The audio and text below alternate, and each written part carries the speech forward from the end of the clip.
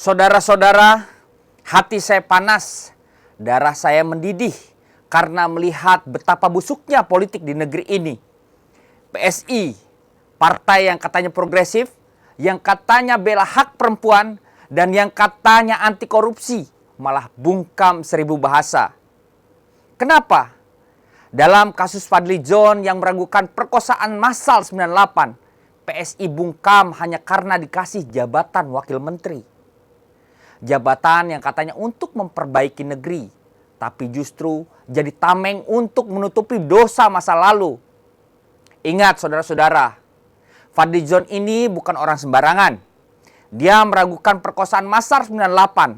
Ya, tragedi kelam di mana perempuan-perempuan diperkosa secara brutal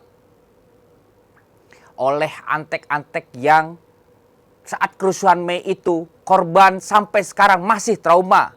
Masih berjuang mencari keadilan, masih dihantui mimpi buruk. Tapi Fadly Zon, dia bilang itu hoax. Dia bilang itu dibesar-besarkan. Seolah-olah penderitaan perempuan itu cuma cerita fiksi untuk menjatuhkan rezim Orde Baru yang dia bela mati-matian. Dan sekarang Fadly Zon digugat ke Pengadilan Tata Usaha Negara. Digugat karena rekam jejak buruknya itu, karena meragukan sejarah hitam 98 sebagai latar belakang pencalonannya. Para aktivis hak asasi manusia tak tinggal diam. Mereka bilang, bagaimana bisa orang yang meragukan perkosaan jadi Menteri Kebudayaan? Ini penghinaan bagi korban. Tapi PSI diam. Karena Giring, mantan ketua PSI, menjadi wakil Menteri Kebudayaan. PSI tidak ada pernyataan, tidak ada kecaman. Tak ada dukungan untuk gugatan itu. Kenapa? PSI bagian dari koalisi. Karena mereka takut kehilangan kuota kekuasaan.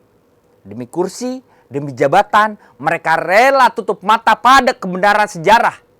Lalu, apakah PSI partai rakyat atau partai pengkhianat? Kalau mereka bungkam soal Fadly Zon, berarti mereka setuju dengan keraguan itu. Berarti mereka rela dengan korban 98 ditinggalkan lagi seperti dulu. PSI yang katanya milenial, yang katanya modern, malah jadi antek status quo. Mereka rela bersama Fadly Zon duduk manis di kabinet. Meski tangannya ternoda oleh penyangkalan terhadap penderitaan perempuan. Ini bukan politik, ini prostitusi moral. Saudara-saudara, jangan biarkan PSI lolos begitu saja. Desak mereka, tuntut klarifikasi. Kalau mereka tetap diam, berarti mereka bukan pembela perempuan, bukan pembela keadilan. Mereka cuma pemburu jabatan. Fadly Zon harus mundur, Giring harus mundur, dan PSI harus minta maaf pada korban 98. Kalau tidak, negeri ini akan tenggelam lebih dalam penyangkalan sejarah. Saya katakan cukup sudah. Bangkit rakyat Indonesia. Jangan diam seperti PSI. Rawat ingatan, tuntut keadilan karena lupa adalah musuh terbesar kita.